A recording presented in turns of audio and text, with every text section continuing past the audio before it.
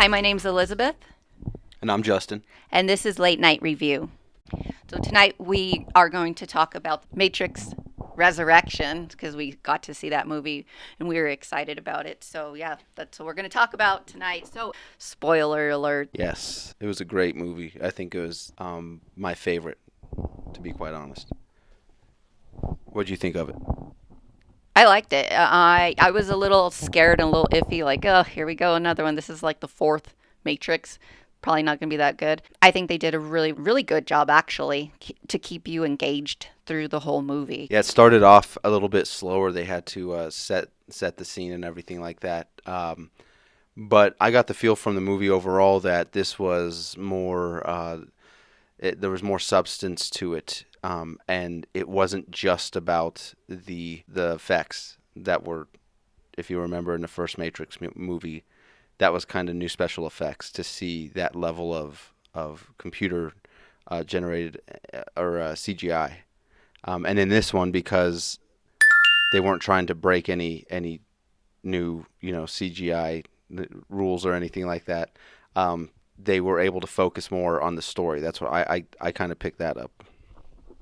Okay. Okay, so in large part, so of course, in large part, what the movie is about is simply uh, the world that we live in is a simulation. It's a computer generated simulation um, that is there to keep us alive and healthy so that we can produce power for the machines that exist in what is the true world, the true reality. Is that right? Yes. Look, The Matrix, if you've never watched it, The Matrix is a computer program that is used to keep humans in the belief that they are living their lives. The fact that you're sitting here listening to us right now, it's just part of the computer program that you're being fed, that you think you're sitting here listening to us, but you're actually in a pod somewhere with your body hooked up to a power source. Well, you are the power source, but you're providing the power for the machines. Okay, let me touch on that. Why is it the case that we have to live in the Matrix in order to produce power? Why do we have to live in the program? Yeah, why aren't we just plugged in, kept unconscious, and utilized for power for these machines? Because there was a war that started between the humans and the machines. And do you remember that? A little bit. It's not that they want humans to exist with them. I think it was that they wanted control. And the human being their creator. Gotcha. So, is it safe to say, and I'm just using an approximation here, that the prequel to The Matrix would be something akin to the Terminator movies, where humans produce artificial intelligence? At some point, it becomes self-aware. At some point, it understands that humans are an existential threat to their existence. So they're like, let's get rid of them. A war starts, and then if I remember correctly, based off what you were telling me, humanity somehow just obliterates the planet, trying to get rid of the machines. The machines end up winning, and now there's no power source. The sun is blocked out, and the earth is kind of a wasteland. Yeah. And so the machines need power Mm-hmm. to keep them. I mean, they run off as straight power, and so they're like, well, let's not kill all the humans. Let's plug them into these pods and utilize their bodies, their BTUs, all that, for power, so that we can still exist. Correct. And the reason the Matrix has to be created by these machines is because if they were to just keep humans alive and keep reproducing humans artificially as just crops, then we don't produce the same amount of power as we do when we, in our mind, are living a life. So they create the Matrix, plug us into it, and we essentially are living inside of a program so that in the real world, in the exterior world, where we're actually in pods producing power, we produce continuous power for them. Yes, that's the power source. More or less, that's how that works. And so the movies The Matrix are about human beings in the real world, the machine world, setting uh, human beings that are still plugged into the Matrix free. That's the goal. Yes. Okay, that's the goal. That's the world of the Matrix. Let's take all that and just apply. Could we be in a Matrix of sorts? Yes. We could be in a matrix because there is no way to tell if you are or are not. When we see the world glitch, such as the Mandela effect. Or a deja vu. Okay, so deja vu. Which is also talked about in the movie The Matrix. They explain what a deja vu is. Okay. And in the movie they explain that a glitch in the matrix is when they've changed something. Okay. So you'll see that like same thing over again, and it's because something changed. And why do they have to change something? I guess depending on what they're wanting to do. Oh, so if they're just like fixing something or realigning something or whatever the case might be. It could be that somebody's onto them, onto their programming, and so they're like changing things so that way they could stop that human from reaching that point of understanding. Got you. Okay, that makes sense. So they're kind of downloading like a new version or whatever to fix a glitch or to steer the program in whatever way they need it to go for whatever reason. Uh, if we were living in a matrix, besides deja vu, how could we tell from inside of it? How could we tell? Any ideas? I don't think you could tell, and I think that's kind of one of the big reasons why me and my sister Monica, and our brother as well, all three of us, we just loved this movie back in the 90s when it came out because it's really mind-blowing on how whoever wrote that script. I'm sorry, I don't know the person who wrote the script, but it's like, holy crap, we could be in the matrix right now and we can't tell if we are or we aren't. And some of the stuff I really enjoyed about it too was which was interesting because I've had questions like this before in just my thought process in life. But the specific one I'm talking about, which they talk about in the first Matrix, is how do we know that what I'm eating tastes the same to you and as to me?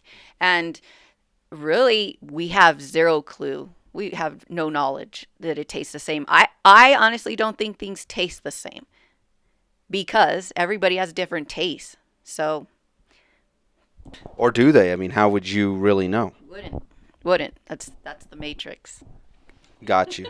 So it's kind of the same question. How do I know that red to you looks like red to me? Right. We can all agree that that is red, but maybe the way I see red is actually the way you see green. And not to be in comparison to like people who are colorblind, like they see, like we can all agree, like, yeah, that's red. And in our world to get along, we all agree that's the red one. Gotcha. But Yeah. same thing taste wise, sight wise. Maybe that's why beauty's in the eye of the beholder. I can see that. That makes good sense. The fallacy is known as "if I was a horse," and that's literally the name of the fallacy, meaning that you try to project what it would be like to be someone or something else, but in actuality, you have no idea because you're portraying that person as X, Y, and Z, and then you start saying, "If I was that person, this is how I would live, or this is what I would do, or this is how I would think." And there's just no way to truly know that because you're projecting yourself.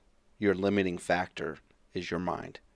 we all have to live out of our own minds. So, well, hopefully in our minds and not just always out of our minds. But you know what I'm saying. Um, so I mean, but this is the level of stuff that I think the Matrix really stirs up in the human mind. In my opinion, the Matrix is a very explicit and a very complex adaptation of Plato's cave. And I'm not going to go into that because you can Google it and find that basically, long story short, what we're seeing isn't the essence or isn't the actual thing. We're seeing shadows that are being cast on a wall, and we think that's real life, those shadows. But what's real life is actually, if you were to turn around and look at the people who are casting the shadows onto the wall in the cave, that's why it's Plato's cave, then you'll see that what you think is reality is what someone constructs it to be. And the Matrix, is just an adaptation of that, and a very detailed one in um, the modern way of understanding things, which is now for us kind of ubiquitously computer, um, thinking of things in that sort of way. So I think it's a marvelous adaptation, but it even goes deeper than that. If you were to look at it from a religious point of view, um, such as the Christian point of view, where what is real is the spiritual, and what is temporary and passing away is the physical. And so, if you look at the Matrix in that view, you also see that narrative going on as well. So, it's just interesting how someone grabbed it and pulled it into the modern world and made it a computer program as opposed to a shadow on a cave wall. So, very interesting. So let's go a little bit further than that. And also, too, in the movie, you'll see that there are actually a lot of biblical references, terms used, words used, like Neo. He's he's the one, and in our equivalating person, that would be Jesus. He was the one that came to save us and set us free. And same with Neo, he came to set the humans free.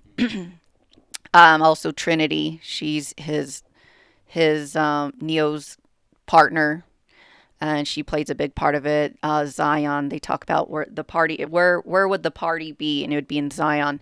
And you explained at one point what Zion was. Zion is the spiritual biblical name for the city of Jerusalem. So Zion is the coming Jerusalem, which exists now, but spiritually, and will one day be the essence. Just as now you can go visit physical Jerusalem, it will be you would go be able to visit physical Zion. So it's in the movie, it is the safe haven for the rest of humanity from where they live. The only place left. Yeah, the people who have been unplugged out of the matrix or were never plugged in. They were actually born in Zion and weren't didn't need to be unplugged. Yeah, the whole great deal of biblical reference. I don't remember ever seeing specific reference to like philosophy, a lot of just straight up philosophy. But the thing about it is philosophy and religion cross time and time and time and time again. So you might not necessarily see explicit references to philosophical ideas and thoughts in the Matrix, but the whole thing is just one giant philosophy. So a very very entertaining movie. I just can't get over how explicit in my mind it makes my view of the world, because I do share or have a view of the world that is what we're in right now is temporary, and what comes thereafter is the real, is the essence, is the true, is the real, is reality. And what we're living right now it can be portrayed as a computer simulation, if you like, but not in the same way that the Matrix portrays it. It just There's the real, and there is the essence, and then there is what we are currently living. Um, so the question is, I mean, everyone has the question, what comes after this? But I think a good question also is what came before this. You share, or I think you not share, but you have the view that we were alive before we were living this life, and that more than likely we have lived previous lives in the world. There's obviously some correlation there with the movie The Matrix, where people lived a different life prior to. Yeah, They I were think they do alive make prior to, references that. Yeah. and then they get plugged into the Matrix, and then they are living the Matrix life, their programmed life. That is just all. Well, I mean, it's real to them, but it's not the essence. It's not what is truly real. So, my question is, and you can expound on. Looks like you just had a thought, but my question is, uh, how could we know that we lived something prior to this life? If you can use the Matrix if you can draw on the ideas of the Matrix to help you answer that question, good. But if not, then just take the question and run with it. You believe that we lived prior to this life. I do. Why?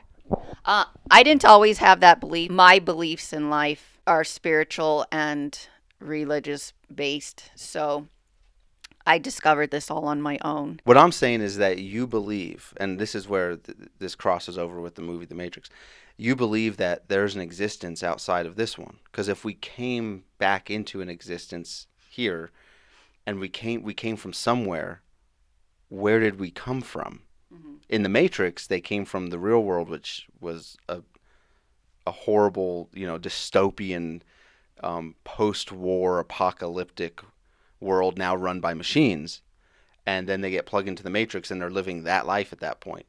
For you, what was before this life for us? Where did we come from? I came from God. Where is that? Heaven. And what is that? Like in the Matrix, it's some dystopian post-apocalyptic trash hole, and so their Matrix life is actually the good life. You know what I'm saying? I don't know. I'd have to kind of argue with that because they actually had a program, which they discussed in one of the movies, that there was a program that they had created. He said the original created program they made, nobody suffered, everybody got along, blah, blah, blah. Everything was good, which is similar to what we have in the story of Adam and Eve. Everything was good. But they describe and say that humans define their happiness through suffering. And when they had that original program, they lost crops of people because they didn't buy into that program. And so they made the new Matrix, and it's what we're in existence now, quote unquote. 'Cause you can't see me. So we're in the Matrix, thinking this is real, and we feel pain, we feel suffering, we feel happiness, and everything else. And the human accepts that programming. So we don't accept it if it's just all good. So we need some struggle and strife. So okay, I get that. So that's why the second program Matrix, or the second Matrix, or 10th Matrix, or whatever it was, however many times they had to go through this programming to get it right, so that we produced as much energy as possible. But moving into here and now, you and me, where did we come? Where did we came from? What we would call heaven. We were with God, and whatever is there with God, and then we chose to come back, or to come into this world, either for the first time or the 50th time. Yeah. Now, so we chose to come into the Matrix. You see what I'm saying? Yes. Now, if we chose to come into the Matrix of sorts, quote unquote, why in the world would we choose that? Well, that's also part of my belief system, too. Yeah, so I think your original question was, how would we know if we've lived past lives? Yes. Okay. Some people have the memory of those past lives. Some of the philosophy I've come across have described that a lot of your phobias come from unresolved issues from past lives. I have a very bad phobia. I'm not going to discuss what it is. And I had started to wonder at one point, why do I have this fear? Why is it so strong and prevalent to me. Like I wasn't ever tortured with this, situation. This wasn't anything in my life that could have played into why I feel this way. And it wasn't until later on in life that I discovered that a kind of an answer to that exact question on where those phobias come from. And some people have the memory, an actual memory, like children have memories of their past life. And they fade through time of growing, but when they're young, they remember it. And it just sounds like, oh, they're making stuff up. But these parents went from non believers to complete believers after doing everything they could to research, to see where their kids off on whatever they're saying. And then time and time again, just kept finding that the kids were giving them real legitimate information of these people that they used to be. And so there are some people who have the ability to have access to that memory, where others don't. Why? I don't know. Maybe some have more of the resolved issues, so it doesn't come to them. Maybe some are just a little newer souls, is what I like to call. Because sometimes you can come across people and you're like, I feel like, I'm just like, this is an old soul. And When you others, say that, what do you mean? Old soul, what's that mean? old soul meaning they've lived many lives because they have knowledge beyond their years. And others I've come across, I can just be like, this is a new soul. And a lot of times, the new souls to me, they're very happy people, like very bubbly. They're like kind of childlike, like a puppy, like they're so excited to see you. They want to chew this, they want to play that. Everything's really exciting to them. But as they get older, they start moving slower, just like anyone else. But so you can see the young to the old. And a lot of times, I myself have always not really enjoyed being around my peers. They've always seemed very immature to me, and that could be past life. Maybe that's what it is. There's just so many questions that don't have answers that are just left. And so what is the purpose of choosing to come here is what you would ask. You're saying what would be the purpose of choosing to come, and so I said it's going to be a long story. And it was. But I think the purpose, okay, I think the purpose of us choosing to come is, for one, we have free will. A lot of people don't know what free will is, which is kind of sad. I've come across a lot of people in life when they've asked me questions, like people who don't believe in God. I would explain things to them. I'm like, well, we have free will, we have this, and they're always like, what is that? So a lot of people actually don't even have that knowledge of what free will is. So given that we're going to go with that's what exists, without going into explaining what it is, the idea of free will, I think we chose to come live. And so the purpose of coming to live is so you can learn lessons. And people would be like, well, I'm tired of learning lessons. Well, I don't think you have to then reincarnate and come back right away. I think you can stay in heaven as long as you want, and then you can come back. Some people come back because they maybe just they come back and help others who are still living and somehow complete that lesson by being like a guide to a living human being. And so then they're able to complete that lesson if they weren't able to do it while in the human body. Okay, so we exist and have existed for however long, and currently we exist in the quote unquote matrix that the architect, aka God, has created, and that just continues to run. And when we pass from a previous life, we go back to God. We're now out of the matrix. We've been unplugged. That's what death is. Death is being unplugged from the matrix. Going back to heaven, we're with God, and then through some process, whatever, at some point we're like, hey, God, can we get plugged back in and learn lessons? And so it's not about just learning lessons, but it's about experiencing things that you can only experience in the quote-unquote matrix. And what I have also learned too with that is it's not that you have to be in the human body to learn these lessons. You can learn them in heaven, but they take longer. So a lot of people will choose to live the human life because you can pack in more lessons in a shorter span of time. Of course, we don't know what time is because time is relevant to the person and where you're at. So we don't know what time is like in heaven. It could be one day for them, 10 years for us. We don't know. Okay. One of the mysteries of the living here. And obviously it makes sense that we wouldn't know, just like a priori, just know that we are living in a simulation, or we're living in the matrix, and we came from heaven where we lived before. We don't just come in and like bam, like remember 20 minutes before when I was in heaven with God or whatever. Some people say that they do. I understand that. They're like, no, I just, they're 5-year-olds and they're like, no, I chose to come down here. I looked down, I saw you. I said I wanted to come down and, experience life as your child or what have you. I'm referencing TV shows that we're watching and things like that, where kids actually remember their previous lives, or they remember where they came from prior to their new life. Yes, and describing that they were above here, Above here, that they were looking down and they could see that their mom and dad, and Gotcha. said, I want to live with them and be their child. Got you. See, this,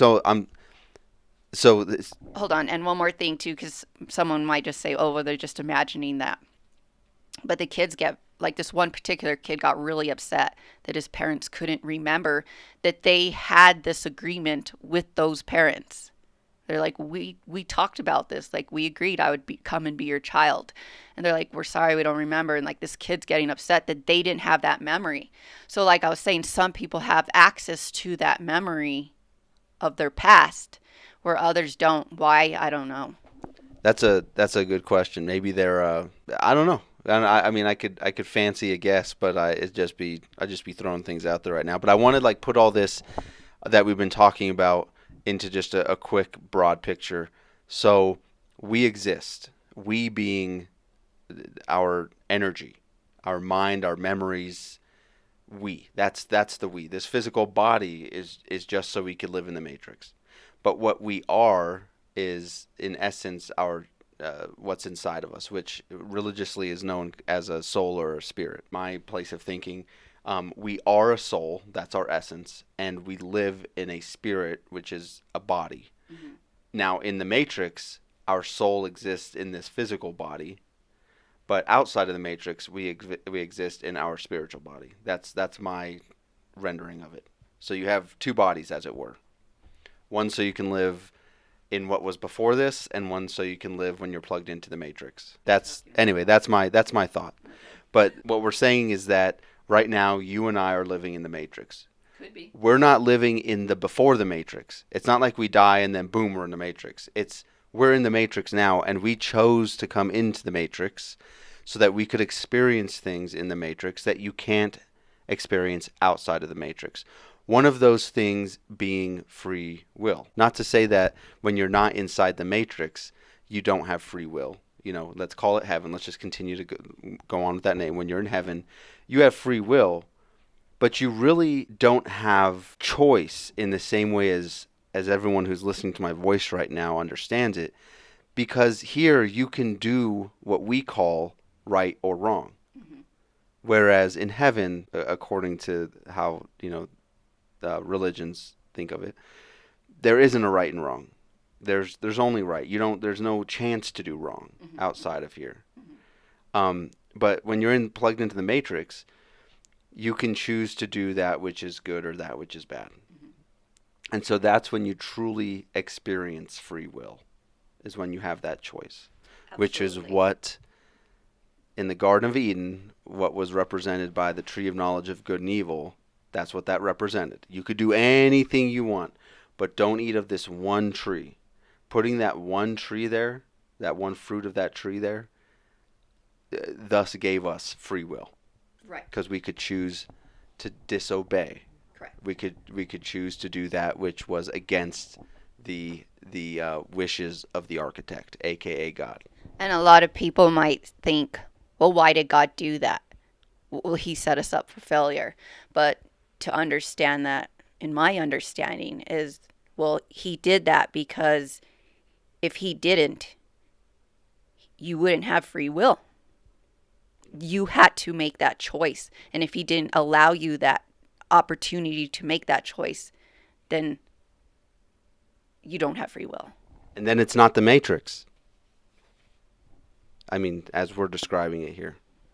Because in the Matrix, you don't have a choice. They have you plugged in, and that's the end of it.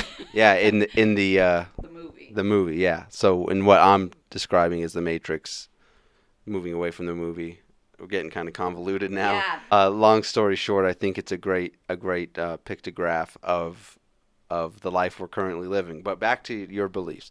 We existed before this. We were in heaven. We chose to come back into the quote unquote matrix so that we could learn things. And when we die, we get unplugged again. Uh, that to me is just a phenomenal way of explaining it. And that's, I guess that's why the Matrix is so significant to me. Why I think the movie um, is excellent, and I guess why the latest one was my favorite is because it wasn't about the CGI. It was about the story. Whereas the other ones, it felt like it would just every chance they got, something had to move slow and something had to be dodging a damn bullet. So, but in this one, it happens, but not as prolifically. So, spoiler alert.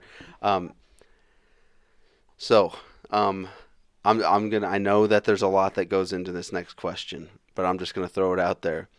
Based off of this life, and assuming that heaven, there's no suffering, or at least suffering as we understand it. There might be like some discomforts or something, like I don't know. You're shaking your head, but so let's say that heaven's just perfect, and let's say that this world, this matrix that we're currently plugged into, is what we all know it to be. Are you gonna choose to come back? I've had these discussions with God, and I've told God, I said, when I'm back in heaven, I said, I know I won't be feeling any of the emotion I'm feeling now because I'll be in heaven and feeling great. I said, do not let me choose to come back. Just tell me. I said, just show me this scene right now, what's happening in my life, and show me like my pain that I'm feeling at that exact moment and let me feel it. So I choose to say, now I remember. Because it's a lot different. It's like a bad relationship. People are often get into bad relationships and then they get out, and then through time they're just like their mind starts only remembering the good, and then they get back with the person and they're like, holy crap, this is why I didn't want to be with this person. So that's kind of my thought. I'm just like, oh gosh, God, please, I don't want to come back. I hope I choose not to come back. I like that. But I've at one point found an exception. What's that? And I said, and I even hate saying this because I don't want to come back. But I was like, if at some point, if God and Jesus need me to come back as one of Jesus's soldiers for end times, for rapture, for the end, I said to be one of Jesus's soldiers. I said, I'll grit my teeth and come back, but I don't want to come back anymore. That's motivating. I like that. So you're like, don't come knocking on this door unless the apocalypse is happening. Because if not, it's a no. It's a firm no. But I'll saddle up one last time if you need me to. But I've also said, hopefully that's this life right now. Hopefully that's this one. Yeah, so we're in the matrix when the whole system comes crashing down. And that's a phenomenal bridge into where I wanted to go with this next. So the Matrix at some point is going to end, one way or another in the movie. Speaking about the movie, spoiler alert: if you haven't watched it, just don't listen to the rest of this right now. But it's set up for more follow-on Matrix movies. However, it just, I believe that the tone that you're left with at the end of this movie it's more or less done. You know what I mean? It's more or less done. Now there's some work to do, but the work isn't going to be in jeopardy like it was left to be in the end of the last movie. It's all downhill from here. Is where I was left at the end of that movie, and that's another reason why I liked it so much. I felt like there was a climax and a culmination of everything. But there's still room for more Matrixes if they wanted to go in there and take it. Absolutely. So, but here's And what you stated at the beginning of this thing, saying about Terminator, yeah. I was like, I never freaking thought of this. Yeah. They can make the prior what like the whole movie of the Matrix of what happened to get us there. Like all we have is just the story, but that would be a cool one. I'm So that will come out all at I'm some point in saying. my life. And if anyone who writes or produces is listening to this, and you choose to pursue that path, Put us you, in your movie. we could be in the movie. Yeah. But I don't need royalties. I just need a cool million. That's it. And I don't want to be background. I want to have a speaking role. All right. So Elizabeth's going to be a speaking role. I don't even need to be in the movie. But for the idea and plugging these two together, I just want a cool million. Yeah. That's it. 1 million. That ain't nothing. Yeah. I'm not asking for nothing. I mean a million after tax. Oh, okay. So like 1.7 million or something like that. All right. So just saying, if those two get plugged together and some money's made off of this, I don't need any credit. All right. I just need 1 million post-tax dollars. Anyway, moving forward. So that's the tone and tenor that I got from the end of this last Matrix movie. And we've been talking and comparing this against religion, specifically Christianity, the whole time. Although there's a lot of Buddhist overtones in the movie too, which is cool because Buddhism is pretty cool. In any case, though, the end of the Matrix in the movie is going to be Neo and Trinity using their powers to bring it down. They now have spoiler alert, don't keep going, don't keep listening. I don't want any mean emails or comments on this. They now have what they need in order to just make it happen and to bring it to an end. Taking it into the analogy of our world right now, right? So we're in the Matrix. With the Neo is Jesus, right? Mm-hmm. The taking down of the Matrix would be when the world, quote unquote, ends, right? Mm-hmm. When the Matrix ends. The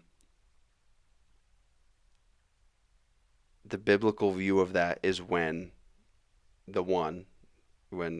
Christos, when Messiah comes back, Jesus, right? And that's an epic and world-changing war that takes place there.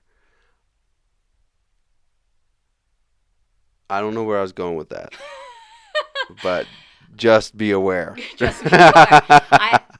I think this is exactly why I loved The Matrix. It's mind blowing on how cool they wove in the Bible into it.